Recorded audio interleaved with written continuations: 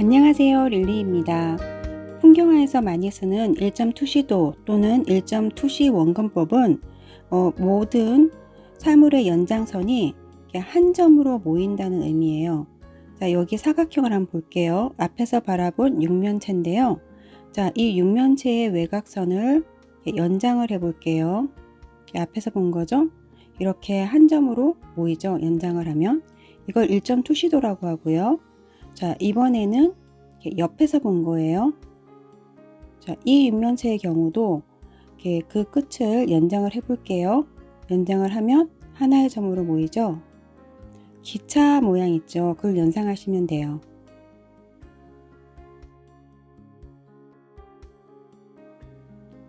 자, 이쪽도 한번 볼게요. 이쪽 면에서 본 거. 이쪽 면에서 본 육면체도 마찬가지겠죠. 여기 뒤에 선을 이렇게 연장을 하면 한 점으로 모이죠. 얘도 한 점. 자, 그러니까 이렇게 긴 건물을 그린 풍경화를 1.2시 풍경화라고 해요. 이렇게 건물, 이거를 이렇게 긴 건물 있죠? 그걸 이렇게 끝을 연장하면 한 점이겠죠. 이런 걸 1.2시 풍경화라고 말해요. 그리고 또 해안 같은 거 그리는 거 있죠? 자, 해변을 이런 식으로 그리면 이것도 1.2시 풍경화겠죠? 끝으로 모이니까.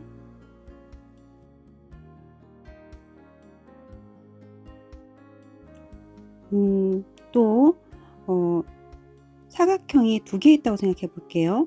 양옆으로 건물이 가운데 길을 중심으로 길게 있는 이런 형태 있죠. 도시 풍경 같은 거 많이 그릴 때 이게 가장 많이 그리는 1.2시 풍경화죠. 가운데 점을 중심으로 모이는 형태. 자, 이 형태가 초보자가 그리기에 가장 좋아요. 자, 초보자들이 위해서 1.2시 풍경화 쉽게 그리는 방법을 알려드릴게요. 자, 사선을 두 개를 그으세요. 가운데로 이렇게 모이게 그으면 되겠죠? 자, 가운데부터 바깥으로 점점 넓게 세로선을 그리세요. 폭이 점점 넓어지게 그리면 돼요. 이쪽도 똑같은 방법으로 그리세요. 됐죠? 그런 다음에 이 세로선 두 개를 이으면 돼요. 그러면 가로선의 폭도 자연스럽게 당연히 이렇게 넓어지겠죠? 위쪽도 똑같이 그리면 되는데요. 실내 풍경을 그릴 때는 위도 그려 놓으면 편해요. 근데 지금 저는 그냥 일반 풍경화를 그릴 거라서 연하게 그렸어요. 자, 여기가 우리의 눈높이가 되겠죠. 자, 0.8 피그마 펜으로 1.2시 풍경화를 이 표 위에 그릴게요. 초보자들은 이런 모양의 표가 도움이 돼요. 그러니까 한 번 정도 그려보세요. 그려보시고 그 위에 그리면 굉장히 쉽게 그릴 수가 있어요. 자, 차도의 중앙선도 그릴게요. 저는 도시 풍경으로 그려볼게요. 여기에 가로수를 심을 거예요. 양옆으로 가로수길을 그릴 때도 바깥으로 점점 넓어지게 가운데에서부터 이런 식으로 그리면 되고요. 여기 선 있죠? 아까 그어 놓은 거. 이 세로선에 맞춰서 가로수를 그릴게요. 가로수도 당연히 앞에 있는 거는 점점 굵고 뒤에 있는 거는 가늘겠죠? 그 나무 기둥이. 요 표 위에 이대로 그리면 돼요.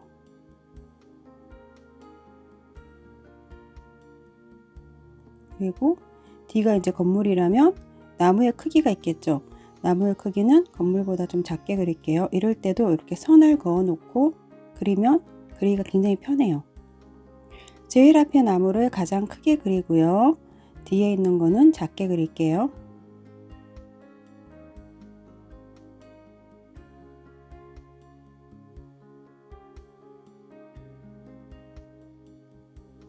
기둥도 나무 기둥도 앞에 있는 게 가장 굵겠죠.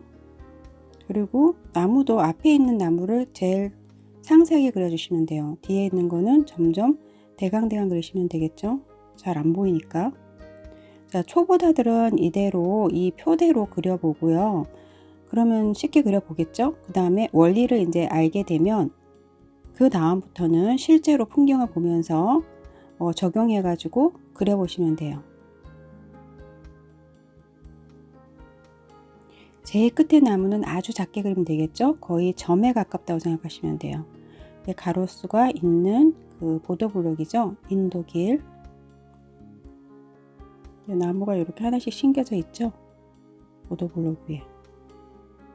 요것도 이 사각형도 이제 갈수록 점점 작게 그리면 돼요.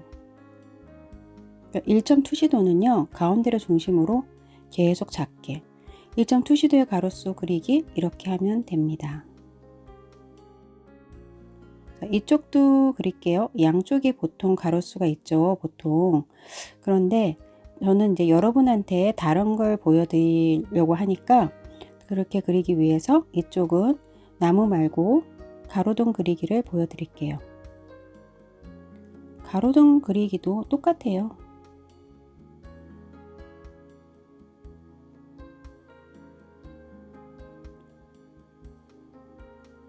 똑같이 이 가로등의 기둥을 점점 가늘게 그리면 되겠죠. 앞에가 제일 굵고. 나무 그리는 방법이랑 똑같죠? 자, 이렇게 그렸어요. 여기 가로등이 있는 보도블록 표시하고요. 자, 양쪽 건물을 조금 높게 그릴게요. 자, 여기 창문을 그려야 되는데요.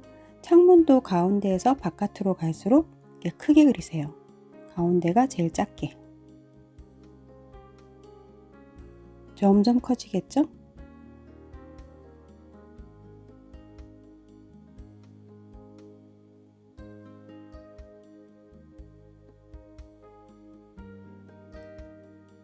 자, 보통 도시 풍경이나 유럽 건물들을 그릴 때는요, 이 높이가 다르죠? 들쑥날쑥한데요. 오늘은 초보자를 위한 그림이니까 같은 높이의 아파트나 건물이라는 가정하에 제가 그려볼게요.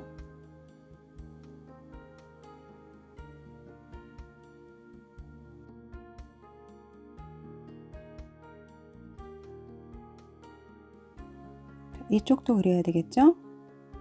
자, 이쪽은 아까 저쪽은 똑같이 했으니까 재미없잖아요. 똑같은 거 또 하면 조금 다르게 그려볼게요. 자, 똑같이 창문 있죠?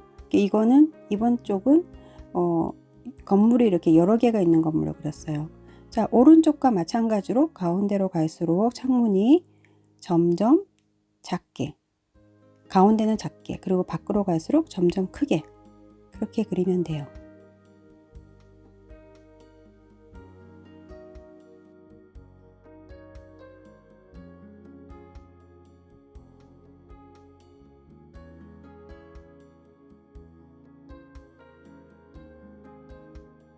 자, 밑에 간판과 상가 유리문도 그려볼게요. 자, 오른쪽하고 조금 다르게 한번 제가 보여드리려고 좀 다르게 그리고 있어요. 간판도 이게 갈수록 좁게 그리면 되겠죠? 여기 밑에 상가 건물의 그 유리도 마찬가지고. 자, 만약 유럽식 건물을 그린다면 이런 지붕 모양도 많이 볼 수 있죠. 이런 것도 그려주면 돼요. 이런 식으로 그려주시면 되고요. 점점 크게 그리면 되겠죠?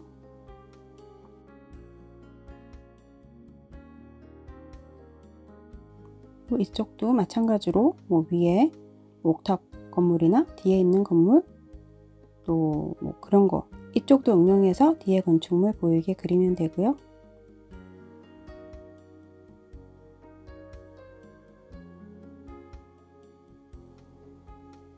가로등 그 건물하고 좀 구분 짓게 조금 진하게 그릴게요.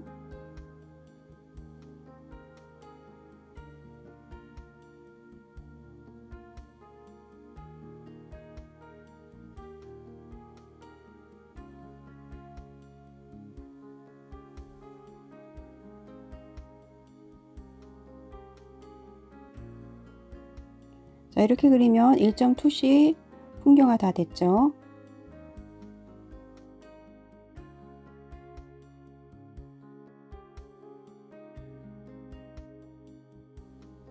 자, 여러분한테 좀 다양하게 보여드리려고 여러 개를 해볼게요. 자, 보도블록 그릴 때도 선을 가운데는 좁고 그리고 점점 넓어지게 이런 식으로 그리시면 되고요. 또 뭘 해볼까요? 여기 횡단보도를 하나 그려볼까요?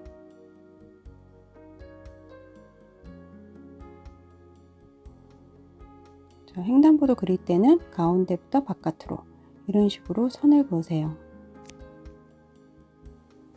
자, 그리고는 이 선에 맞춰서 횡단보도를 그리면 됩니다. 하나씩 저 선 따라서 그리면 되겠죠. 자, 이렇게 그리면 횡단보도 그리는 것도 어렵지 않죠. 그리고 중앙선 있어야 되겠죠. 가운데 중앙선도 바깥으로 갈수록 굵어지게. 여기도 하나 더 그려볼까요? 횡단보도. 자, 이제 나무를 좀 더 상세하게 그릴게요.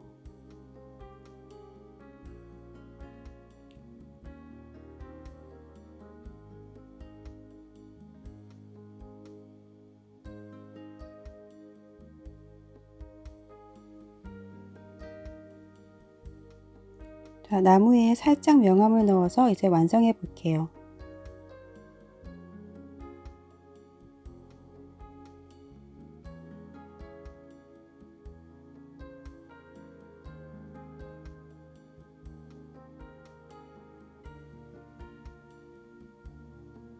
여기 뒤에 옥탑방, 뭐 굴뚝 같은 거, 뭐 아니면 뒤에 보이는 건축물 그릴 때도 이런 식으로 바깥쪽으로 올수록 커지게, 안은 작게 이렇게 그리시면 돼요.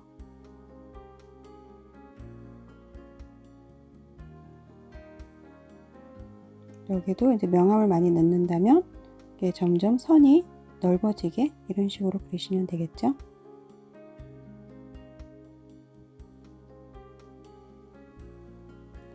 자, 처음에 그렸던 1점 토시도표 그 모양 지워 볼게요. 자, 그대로 그렸어요. 그 표 따라서. 그러니까 1점 토시도 풍경화 딱 완성됐죠. 명암을 조금 더 넣을게요.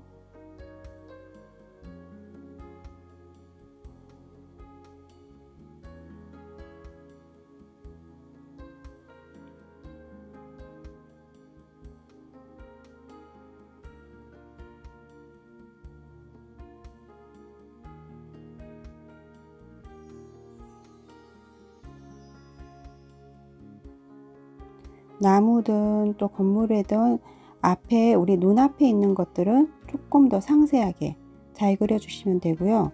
자, 먼 곳보다 가까운 곳, 그러니까 눈앞에 있는 거 그건 좀 더 상세하게 그리고 뒤는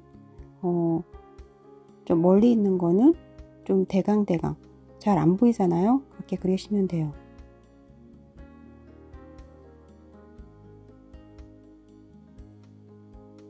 크기만 잘 맞춰서 그리면 돼요. 크기만 그것만 잊지 마시고 뒤에 있는 거는 앞에 있는 거는 저 안쪽에 있는 건 조그맣게 바깥으로 갈수록 점점 넓어지게 그렇게만 생각하시면 돼요.